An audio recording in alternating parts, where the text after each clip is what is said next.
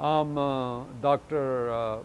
B.S. Gill. I'm the University Distinguished Professor and Founding Director, Wheat Genetic and Genomic Resources Center.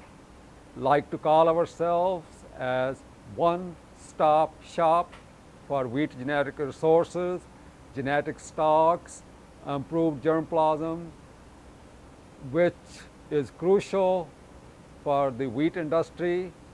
The genetic materials that are developed at our center, they are used in Kansas to breed high yielding varieties. They are used in the United States. They are used all over the world, and they are used in wheat breeding to develop high yielding disease resistant wheat varieties. We are also a center of technology.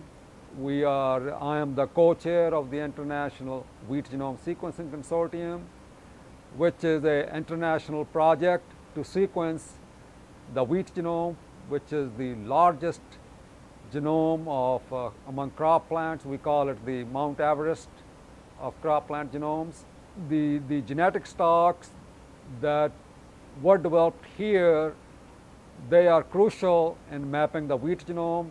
We have been providing those genetic stocks to all the project directors all over the world. Any wheat variety grown in the Great Plains area, if it's resistant to leaf rust, most likely that genetic material came from our center. Just recently, there was a new variety released in Mexico called Norman. This is the highest yielding wheat that's resistant to a disease called leaf rust.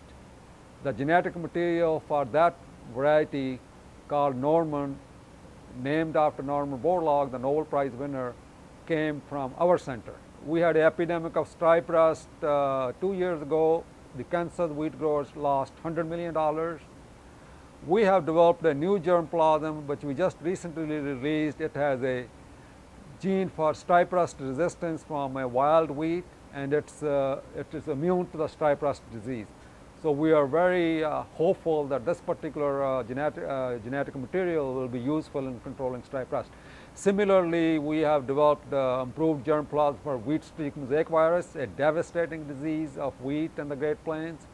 And this particular germplasm already has been used to develop some virus-resistant wheats. We have calculated that each year the genetic materials and the resistant genes that have been developed by WGGRC scientists, they are translating into hundreds of $millions in savings to the wheat producers. I like to call ourselves, we are fighting, we are in the trenches trying to protect the wheat crop so that we can have a bountiful harvest for the consumers and also help the growers with their pocketbook issues.